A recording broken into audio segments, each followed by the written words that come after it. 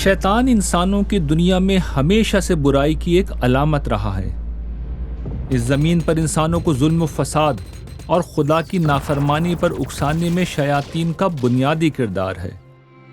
شیطان کے تصور نے انسانوں کے خیالات و افکار، فن و ادب اور علم و عمل پر گہرے اثرات چھوڑے ہیں۔ دوسری طرف بہت سے لوگوں کے لیے شیطان کا تصور محض ایک انسانی تخیل ہے جس کی کوئی حقیقی اساس نہیں، مگر ایسے لوگ بھی انسانی معاشرے میں پھیلی ہوئی بدی کا انکار نہیں کر سکتے۔ الہامی صحائف کے مطابق انسان کی کہانی میں شیطان کا ایک بنیادی کردار ہے۔ یہ شیطان کون ہے؟ انسان کی کہانی میں اس کا کیا کردار ہے؟ یہ کیسے اور کب اس کہانی میں داخل ہوا؟ انسان کی کہانی کو آگے بڑھاتے ہوئے آج ہم قرآن مجید کی روشنی میں ان سوالات کا جواب جاننے کی کوشش کریں گے۔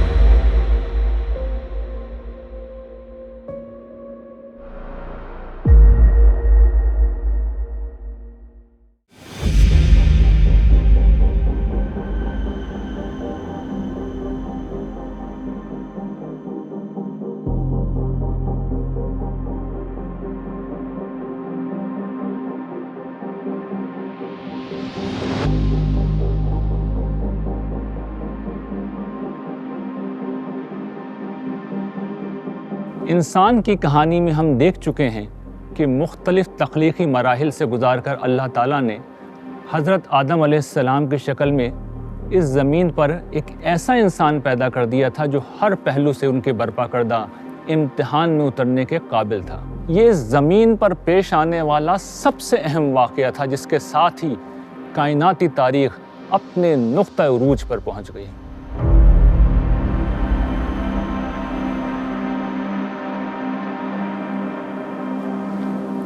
شعور اور ارادے کی حامل اس نئی مخلوق کو زمین کا اقتدار دینے کا وقت آ چکا تھا۔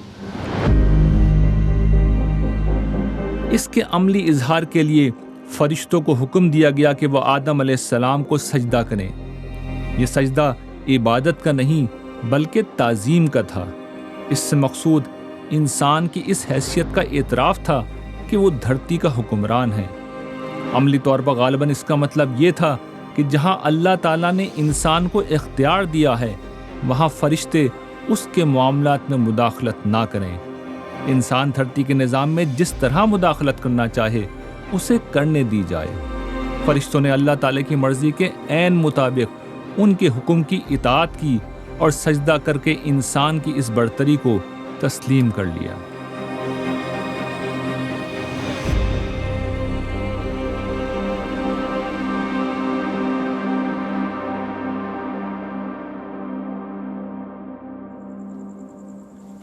ہم اپنی آنکھوں کی مدد سے بہت سے حقائق جیسے جسم کے اندر موجود ہڈیوں کو نہیں دیکھ سکتے۔ ڈاکٹرز ایکس رے کو استعمال کرتے ہوئے ہڈیوں کا معائنہ کرتے ہیں اور بالکل درست بتا دیتے ہیں کہ اندرونی صورتحال کیا ہے۔ ویسے ایکس ریز کو بھی ہم نہ آنکھوں سے دیکھ سکتے ہیں اور نہ کسی اور طرح محسوس کر سکتے ہیں۔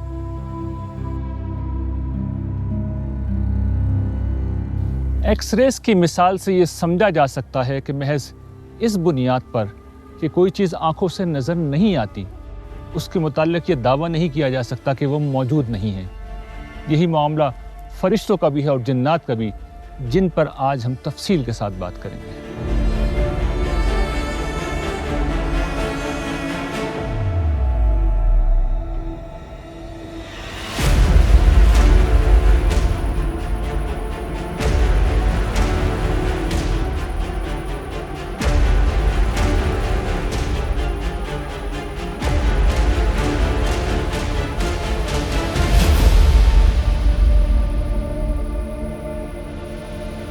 قرآن مجید سے معلوم ہوتا ہے کہ انسان سے پہلے اللہ تعالیٰ نے فرشتوں کے علاوہ ایک اور صاحب اختیار مخلوق یعنی جنات کو بھی پیدا کیا تھا۔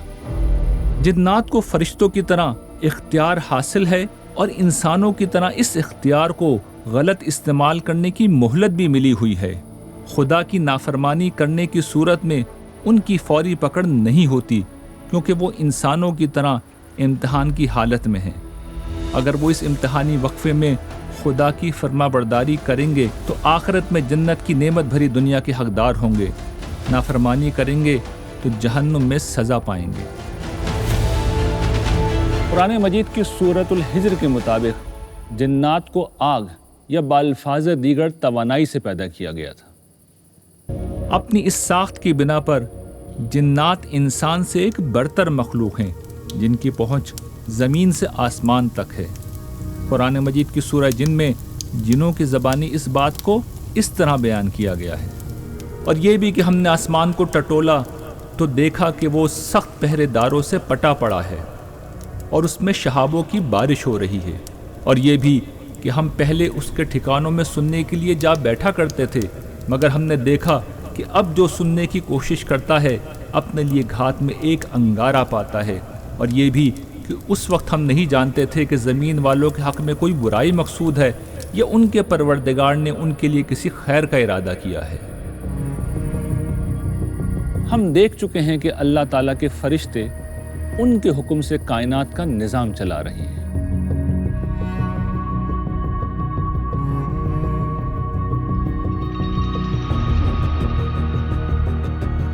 اللہ تعالیٰ جب کوئی فیصلہ صادر کرتے ہیں تو سب سے پہلے وہ حاملین عرش کو دیا جاتا ہے۔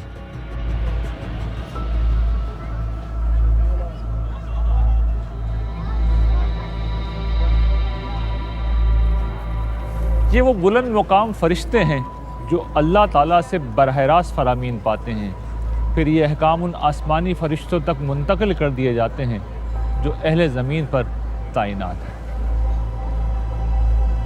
یہ فرشتے وقت آنے پر اہل زمین سے متعلق ہر فیصلہ، جیسے کسی کی زندگی موت وغیرہ کو نافذ کر دیتے ہیں۔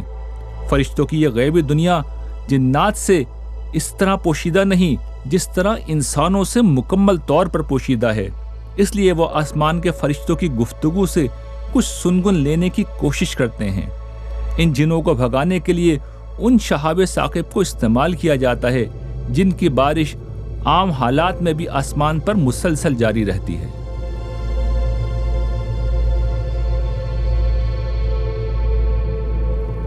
سورہ جن میں جنات نے یہی بات بیان کی ہے کہ نزول قرآن کے وقت شہاب ثاقب کی بارش نے جنوں کا آسمان کی طرف سفر مکمل طور پر بند کر دیا تھا۔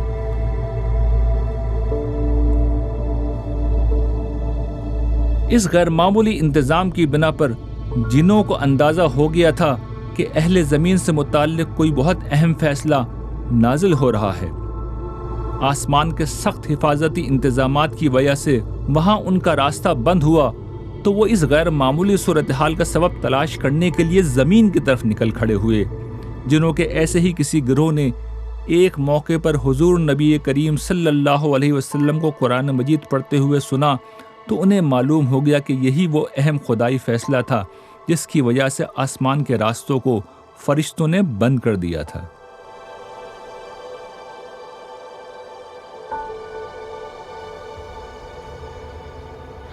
آج سے 1400 برس پہلے جس وقت جنوں نے قرآن مجید کے نزول کو ایک بہت اہم واقعے کے طور پر دریافت کیا تھا، اس وقت کسی کو اندازہ نہ تھا کہ یہ آسمانی فیصلہ انسانیت کی تقدیر بدلنے جا رہا ہے۔ مگر چند برسوں میں واضح ہو گیا کہ مکہ کے چھوٹے سے شہر میں ہونے والے اس واقعے نے دنیا کی تقدیر بدل دی۔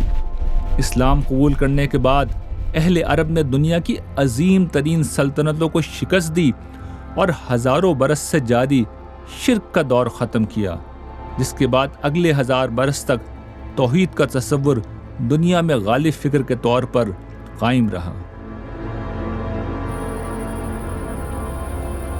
ایسا ہی ایک اہم فیصلہ انسانوں کی تخلیق اور زمین پر ان کو اقتدار دینے کا تھا، جس کی علامت کے طور پر فرشتوں کو ان کے سامنے سجدہ ریز ہونے کا حکم دیا گیا تھا۔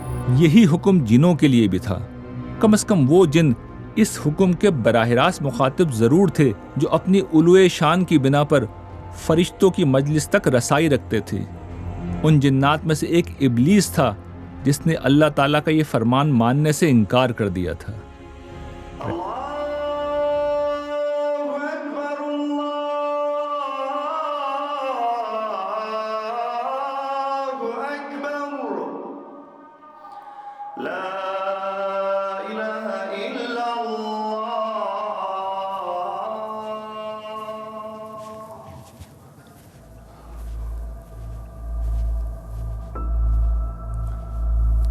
عام طور پر یہ غلط فہمی پائی جاتی ہے کہ ابلیس فرشتوں میں سے تھا۔ ہم قرآن مجید نے سورہ کہف آیت 50 میں صراحت کے ساتھ یہ بتایا ہے کہ وہ جنوں میں سے تھا۔ فرشتے نہ حالت امتحان میں ہیں، نہ انہیں کوئی مہلت عمل حاصل ہے کہ خدا کی نافرمانی کرنے کے بعد وہ اللہ کی پکڑ سے بچ سکیں۔ یہ مہلت انسانوں کے علاوہ صرف جنوں کو حاصل ہے۔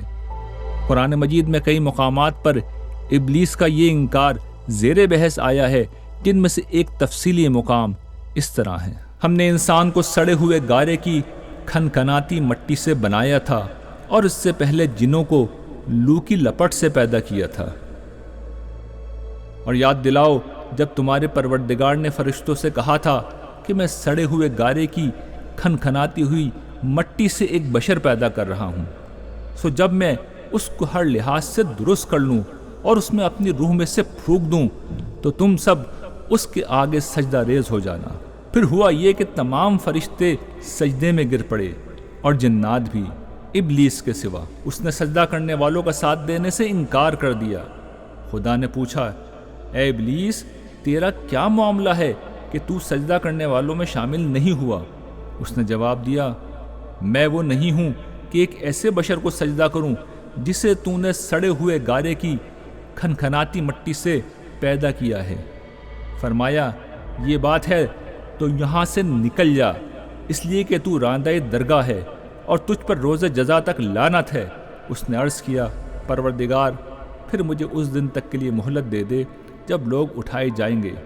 فرمایا، اچھا، تو بھی انہی میں سے ہے جنہیں مہلت دی گئی ہے، اس مقرر وقت کے دن تک کے لیے۔ اس نے کہا، پروردگار، جیسا تو نے مجھے گمراہ کیا ہے اسی طرح اب میں بھی ان کے لیے زمین میں دل فریبیاں پیدا کروں گا، سب کو گمراہ کر کے چھوڑوں گا، ان میں سے تیرے منتخب بندوں کے سوا۔ فرمایا، یہ بندگی کا راستہ ایک سیدھا راستہ ہے جو مجھ تک پہنچانے والا ہے۔ میرے بندوں پر تیرا ہرگز کوئی زور نہیں چلے گا، تیرا زور صرف انہی پر چلے گا جو بہکے ہوئے لوگوں میں سے تیری پیروی کریں گے، اور ان سب کے لیے جہنم کا وعدہ ہے۔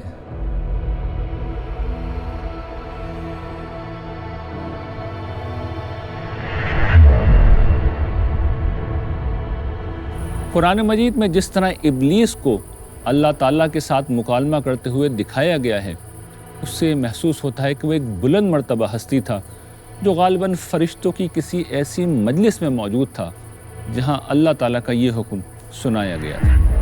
اپنے اس مقام بلند کی بنا پر اس کے اندر اپنی بڑائی کا زوم پیدا ہوا اور اسے مٹی سے بنائے گئے آدم اپنے سے بہت کم تر دکھائی دیے۔ اس نے آدم علیہ السلام کے سامنے سجدے سے انکار کرتے ہوئے اللہ تعالیٰ کے حکم کی نافرمانی کی، نتیجتاً وہ اپنے مقام بلند سے راندہ درگاہ ہوا اور مقربین سے نکل کر منکرین کے گروہ میں شامل ہو گیا۔ جس کے بعد شیطان نے اللہ تعالیٰ سے درخواست کی کہ اسے قیامت تک مہلت دی جائے۔ یہ مہلت شیطان نے انسانوں کو گمراہ کرنے کے اپنے مشن کے لیے مانگی تھی، تاکہ وہ ثابت کر سکے کہ انسان ایک ناشکری مخلوق ہے۔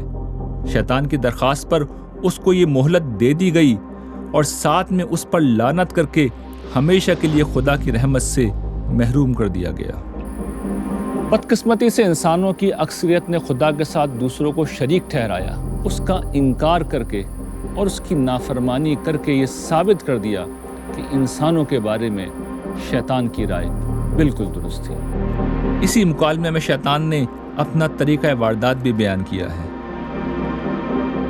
شیطان کا طریقہ واردات یہ بیان ہوا ہے کہ وہ دنیا کی فانی زندگی جو دراصل عرصہ امتحان ہے اسے انسانوں کے لیے اصل مقصود بنا دے گا۔ نتیجہ یہ ہوگا کہ لوگ آخرت کو بھول جائیں گے۔ جواب میں اللہ تعالیٰ نے 2 باتیں واضح کر دیں۔ ایک یہ کہ شیطان کو انسان پر زبردستی کرنے کا کوئی اختیار نہیں ہوگا۔ دوسری یہ کہ ہدایت کو چھوڑ کر گمراہی کو پسند کرنے والے جو لوگ شیطان کی پیروی کریں گے وہ شیطان سمیت جہنم کا ایندھن بنیں گے۔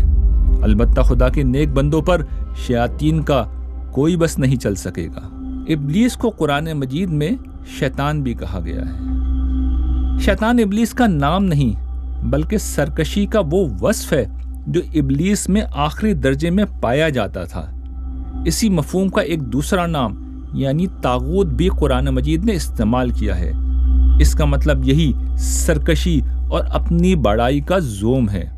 یہ وصف دیگر جنوں اور انسانوں میں بھی پایا جا سکتا ہے اور قرآن مجید نے اسی مناسبت سے انہیں شیاطین کے نام سے موسوم کیا ہے۔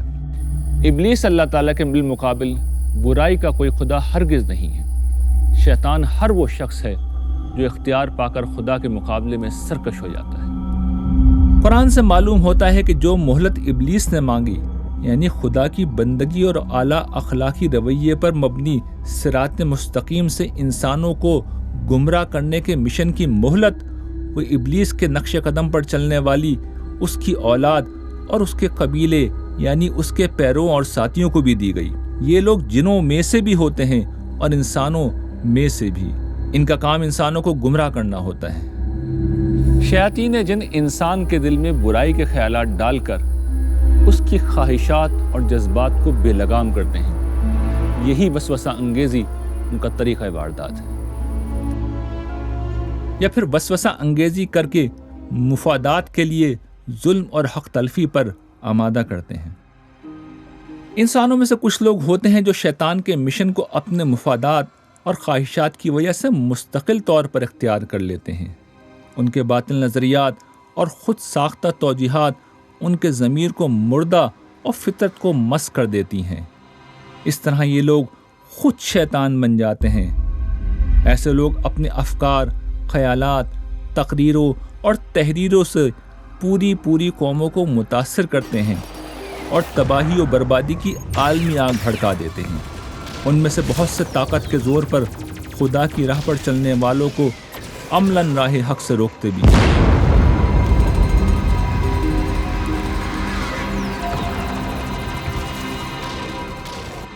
انسان ہمیشہ سے خوبصورتی کا اسیر رہا ہے، مگر حقیقت اکثر و بیشتر خوبصورت نہیں ہوتی۔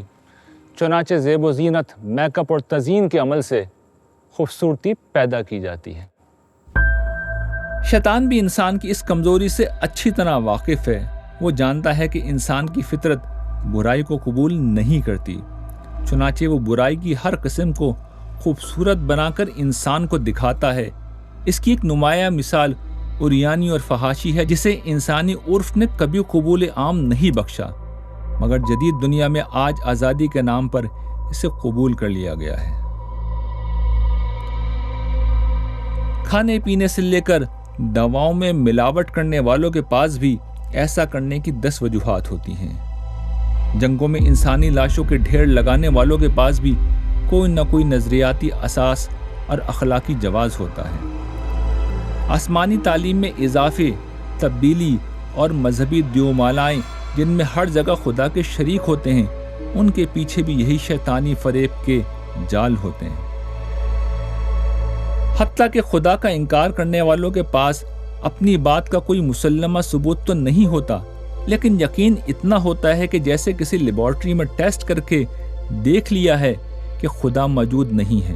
یہ بھی شیطان کے فراہم کیے ہوئے لایانی دلائل کی بنیاد پر ہوتا ہے۔ وہ وہی سے متنفر کروا کے وہی کے پیرلل دنیا کی زندگی کی محبت انسان کے دل میں ڈال کے اس طریقے سے گمراہ کرتا ہے۔ ہر شخص کو گمراہ کرنے کا ذریعہ اس کا ڈیفرنٹ ہے، ہر شخص کا موٹیو ڈیفرنٹ ہے۔ کسی کے لیے سیکس سب سے بڑا جذبہ ہو سکتا ہے، کسی کے لیے دنیا کا عہدہ بڑا جذبہ ہو سکتا ہے، کسی کے لیے دولت بہت بڑا جذبہ ہو سکتی ہے۔ لوگ ایک دفعہ شیطانی پھندوں میں پھنس جائیں تو اپنے ہر باطل فکر و عمل کا دفاع کرنے لگتے ہیں۔ یہ اس تعصب کا نتیجہ ہوتا ہے جو انسان کو اپنے نقطہ نظر کو واحد سچائی ماننے اور فطرت اور وحی کی ہر آواز کو نظر انداز کرنے پر آمادہ کرتا ہے۔ انسانوں کا یہ رویہ شیطان کی جیت ہے۔ انسان شیطان کے اثر میں آ کر برائی کے لیے کس طرح جواز گھڑتا اور اپنے غلط رویے کی توجیہ کرتا ہے، آئیے اس کو ابلیس کے واقعے کی روشنی میں سمجھتے ہیں۔ شیطان سے جب اللہ تعالیٰ نے پوچھا کہ تو نے میرے حکم کے باوجود انسان کو سجدہ کیوں نہیں کیا، تو اس نے ایک فلسفیانہ جواب دیا۔ اس جواب کو سمجھنے کے لیے پولیس کے نظام کی مثال کو لیجئے۔ اس نظام میں ایک ایس ایس پی ایک کانسٹیبل کے مقابلے میں بہت برتر جگہ پر کھڑا ہوتا ہے۔ ایسے میں اس سے کہا جائے کہ وہ کانسٹیبل کو سلوٹ کرے تو وہ اسے اپنی توہین سمجھے گا، پوچھا جائے تو وہ اس حکم ہی کو غلط قرار دے دے گا۔ یہی منطق ابلیس نے پیش کی کہ پروردگار تو نے مجھے آگ سے پیدا کر کے مجھے خود برتری دی، اب مٹی سے پیدا ہونے والی حقیر مخلوق کے سامنے مجھے سجدے کا حکم دینا کیسے درست ہو سکتا ہے؟ یہ تو عدل و انصاف کے خلاف ہے۔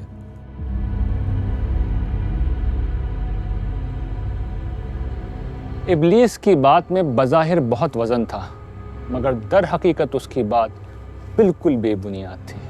ایک ایس ایس پی اگر کانسٹیبل کو وزیر اعظم کے حکم کے باوجود بھی سلوٹ نہیں کرتا تو اس کے پاس کوئی نہ کوئی اخلاقی اور قانونی جواز ہو سکتا ہے، مگر اپنے خالق و مالک کے حکم کو نہ ماننے کا حق کسی مخلوق کو حاصل نہیں، اس لیے کہ مخلوق کے پاس جو کچھ ہے، حتیٰ کہ وہ مقام میں بلند بھی جو اپنی بڑائی کا احساس پیدا کرتا ہے، اسی کا دیا ہوا ہے۔ ابلیس کو انسان کے سامنے نہیں، خدا کے حکم کے سامنے جھکنا تھا، مگر اس نے اپنی بڑائی کے زوم میں آ کر خدا کے سامنے جھکنے سے انکار کر دیا۔ لیکن اس مکالمے سے آپ اندازہ کر سکتے ہیں کہ جو لوگ غلط تعویلیں اور جواز گھڑ کر جیتے ہیں، وہ چاہے بڑی مضبوط جگہ کھڑے ہوئے نظر آئیں، لیکن ان کے دلائل کا تانا بانا مکڑی کے جالے کی طرح ہوتا ہے، جو دیکھنے میں بہت دل فریب لگتا ہے، مگر سچائی کی ایک مار بھی نہیں سہ سکتا۔ دلائل کا وہ انبار جو برائی کی ہر قسم کا ارتکاب کرنے والوں کے پاس ہوتا ہے، اس کا ماخذ تو شیطان تھا، مگر سوال یہ ہے کہ شیطان نے کس بنا پر خدا کی نافرمانی کی، اسے کون بہکا رہا تھا؟ اس سوال کا جواب قرآن مجید دیتا ہے۔ اور جب ہم نے فرشتوں سے کہا کہ آدم کو سجدہ کرو تو وہ سب سجدہ ریز ہو گئے ابلیس کے سوا، اس نے انکار کر دیا اور اکڑ بیٹھا اور اس طرح منکروں میں شامل ہوا۔ اس نے کہا پروردگار جیسا تو نے مجھے گمراہ کیا ہے اسی طرح اب میں بھی ان کے لیے زمین میں دل فریبیاں پیدا کروں گا، سب کو گمراہ کر کے چھوڑوں گا۔ ابلیس کی گمراہی کا باعث اپنی برتری کا احساس اور اپنی بڑائی کا جذبہ تھا۔ اسی میں مبتلا ہو کر اس نے خدا کے حکم کو ماننے سے انکار کر دیا تھا۔ اس سے کہیں آگے بڑھ کر اس نے اپنی گمراہی کا الزام بھی اللہ تعالیٰ پر لگا دیا، جبکہ حقیقت یہ تھی کہ خدا نے اپنے علم و حکمت کی بنیاد پر انسان کو زمین کا حکمران بنایا تھا۔ انسان کے اقتدار کی وجہ عرض امانت کے موقع پر انسان کا اپنے آپ کو خدائے اختیار و اقتدار کی امانت کا بوجھ اٹھانے کے لیے خود کو پیش کرنا تھا۔ ابلیس اگر سوال کرتا تو اسے بھی فرشتوں کی طرح سمجھا دیا جاتا، مگر اس نے سوال کرنے کے بجائے اپنے تکبر کو دلیل کے قالب میں چھپانے کی کوشش کی۔ لیکن سامنے خدا تھا جو ابلیس کے دل کا حال جانتا تھا کہ اصل مسئلہ اس کا تکبر ہے، اس لیے اس نے انسان کو یہ مقام دینے کی وجہ بیان کرنے کے بجائے ابلیس اور اس کے نقش قدم پر چلنے والوں کو جہنم کی سزا سنا دی۔ ہم انسان آج کے دن تک یہی کرتے رہے ہیں۔ ہمارے بیشتر جھگڑے انا اور بڑائی کے احساس سے پیدا ہوتے ہیں۔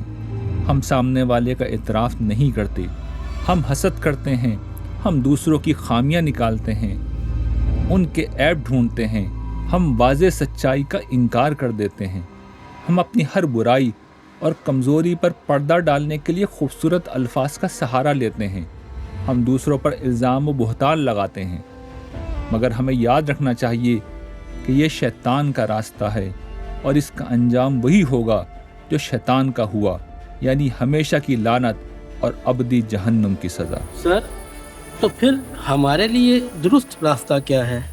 ہمارے لیے درست راستہ فرشتوں کے نقش قدم کی پیروی ہے۔ فرشتوں کو بھی انسان کے خلیفہ بنائے جانے پر کچھ تحفظات تھے، انہیں اپنی خدمات اور مقام کا احساس بھی تھا، مگر انہوں نے الزام اور اعتراض کے بجائے سمجھنے اور سوال کرنے کا راستہ اختیار کیا، چنانچہ ان کی رہنمائی کر دی گئی۔ یہی خدا کا طریقہ ہے کہ جو راستہ ڈھونڈتا ہے اسے راستہ دکھائی دیا جاتا ہے۔ اور سر، جو سرکشی پر آمادہ ہو جائے تو ان کے ساتھ کیا ہوگا؟ جو سرکشی پر آمادہ ہو جاتا ہے اس کے لیے گمراہی کے تمام دروازے کھول دیے جاتے ہیں۔ فرشتوں اور جنوں کی باتیں بہت سے لوگوں کو کہانیاں لگتی ہیں، مگر یہ مخلوقات خدا کی بنائی ہوئی دنیا کا ایک حصہ ہیں، مگر ان کی دنیا انسانوں کی نگاہوں سے اوجھل کر دی گئی ہے۔ اس لیے منکرین مذہب افراد کو یہ باتیں محض انسانی تصورات اور کہانیاں محسوس ہوتی ہیں، مگر قرآن مجید انسانوں کو اس غیب دنیا سے متعلق اطلاع ہی نہیں دیتا، وہ انہیں ارد گرد پھیلی ہوئی نظر آنے والی مادی دنیا پر بھی توجہ دلاتا ہے۔ فرشتوں اور جنوں کی دنیا کی باتیں جتنی عجیب لگتی ہیں، اس سے کہیں زیادہ عجیب اور حیرت انگیز مادی دنیا میں ہم پہلے ہی موجود ہیں۔ اس مادی دنیا کے عجائب بے گنتی ہیں جو انسانوں کی بقا کے لیے ضروری ہیں، مگر انسان اعتراف نعمت اور شکر گزاری کے بجائے ان دعووں کو سچا ثابت کرتے ہیں جو شیطان نے خدا کے حضور کیے تھے۔ شیطان بولا، مجھے اس دن تک مہلت دے جب لوگ اٹھائے جائیں گے۔ فرمایا، تجھے مہلت ہے۔ بولا، پھر اس لیے کہ تو نے مجھے گمراہی میں ڈالا ہے، اب میں بھی اولاد آدم کے لیے ضرور تیری سیدھی راہ پر گھات میں بیٹھوں گا، پھر ان کے آگے اور پیچھے، دائیں اور بائیں، ہر طرف سے ضرور ان پر طاقت کروں گا، اور تو ان میں سے اکثر کو اپنا شکر گزار نہ پائے گا۔ فرمایا، نکل جا یہاں سے ذلیل اور راندہ، یاد رکھ کہ ان میں سے جو تیری پیروی کریں گے میں بھی ضرور تم سب سے اکٹھے جہنم کو بھر دوں گا۔ شیطان کا چیلنج یہ تھا کہ انسان خدا کی بے شمار نعمتوں میں رہ کر بھی اس کی ناشکری کرے گا۔ اب آئیے دیکھتے ہیں کہ انسان نعمتوں بھری کس دنیا میں جی رہا ہے۔ ہمارا وجود ماں کے پیٹ میں سوئی کی نوک سے زیادہ باریک خلیے کی شکل میں اپنا سفر شروع کرتا ہے۔ ہم خون کے لوتھڑے اور گوشت کی بوٹی میں بدلتے ہوئے آخرکار ایک حسین وجود کی شکل میں جنم لیتے ہیں۔ ہماری پہلی ضرورت ہماری خوراک ہوتی ہے، مگر پیدا ہوتے ہی ہم ٹھوس غذا کو نہیں چبا سکتے۔ چنانچہ اللہ تعالیٰ ہمیں جنم دینے والی ہستی کو ہماری خوراک کا ذریعہ اس طرح بناتے ہیں کہ اس کا خون ہمارے لیے پاکیزہ دودھ میں بدل جاتا ہے۔ ہمارے دانت جن کے بغیر ہم کچھ کھا نہیں سکتے، وہ ابتدا میں نہیں ہوتے۔ وہ اگر ہوتے تو اپنے جسم سے ہمیں غذا فراہم کرنے والی ہماری ماؤں کے لیے ہمارا وجود ناقابل برداشت ہوتا، مگر جب ٹھوس غذا ہماری ضرورت بن جاتی ہے تو ہمارے دانت نکل آتے ہیں، اور زندگی بھر دانت، زبان، حلق، کھانے کی نالی، معدہ اور دیگر اعضاء سمیت مل کر دنیا کی سب سے عجیب فیکٹری بناتے ہیں، جس میں لذت بخش غذا ہماری توانائی کی ضروریات پوری کر کے ہمیں کام کاج کے قابل بناتی ہے، اور غیر ضروری اور نجس چیزیں جسم سے خارج ہو جاتی ہیں۔ یہ نظام ہاضمہ ان متعدد اہم نظاموں میں سے محض ایک ہے جو ہماری زندگی ممکن بناتے ہیں۔ چھوٹے بچوں کو نظام ہاضمہ کے آخری حصے یعنی نجاستوں کے اخراج پر قابو نہیں ہوتا، مگر بڑے ہونے پر ہو جاتا ہے۔ یہ نہ ہوتا تو ہر روز کی شرمندگی ہمارا مقدر ہوتی۔ غذا ہم تک پہنچانے کے لیے سورج، سمندر، ہوا، بادل، بارش، برف، پہاڑ، دریا، زمین اور آسمان سب مل کر کام کرتے ہیں اور فصلیں، پھل، سبزہ وغیرہ اگاتے ہیں جو ہماری غذا بھی ہیں اور ان جانوروں کی بھی جنہیں ہم کھاتے ہیں۔ پھر جانوروں کے لیے تو بس گھاس پھوس ہے، مگر انسانوں کے لیے کھٹے میٹھے، ترش و نمکین اور تلخ و شیریں ذائقوں کی ایک دنیا تخلیق کی گئی ہے جو انواع و اقسام کی اشیاء خور و نوش کی شکل میں ہماری لذت کام و دہن کا اہتمام کرتی ہے۔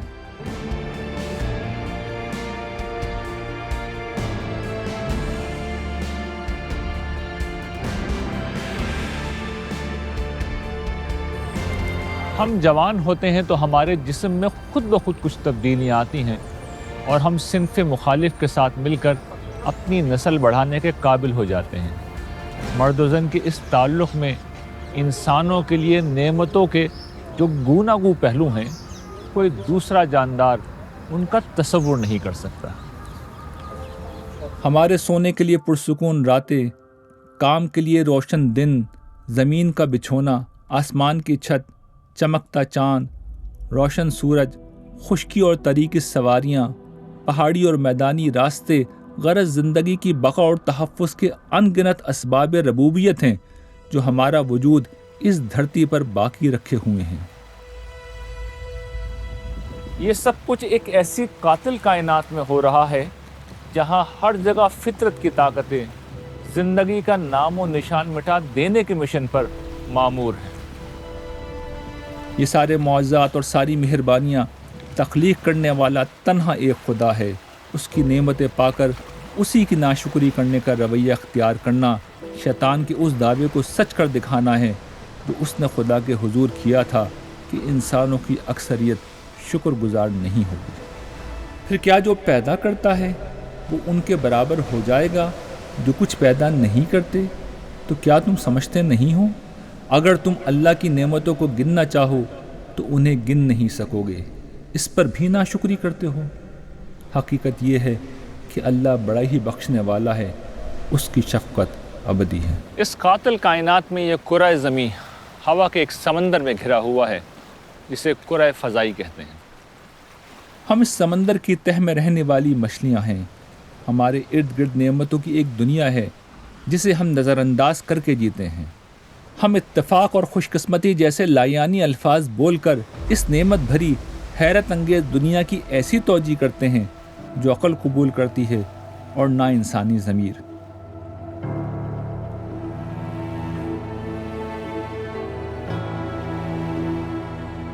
یہ نعمتوں بھری دنیا جو خدا کے وجود کا زندہ ثبوت ہے، ہمیں دعوت دیتی ہے کہ نعمت دینے والی اپنے مالک کے ہم شکر گزار بن کر رہیں۔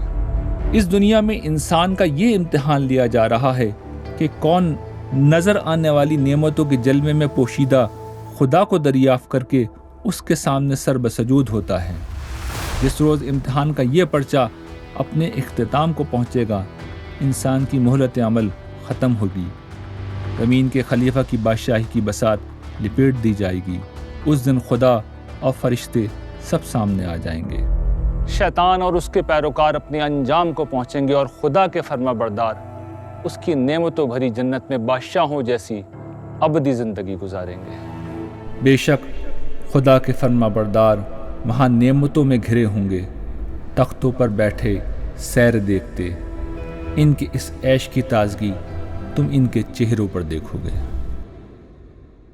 سنا ہے ابھی وہیں میرے انتظار میں ہے، سنا ہے ابھی وہیں میرے انتظار میں ہے، جہاں سے تو نے کہا تھا مجھے یہاں से निकल, जहाँ से तूने कहा था मुझे यहाँ से निकल।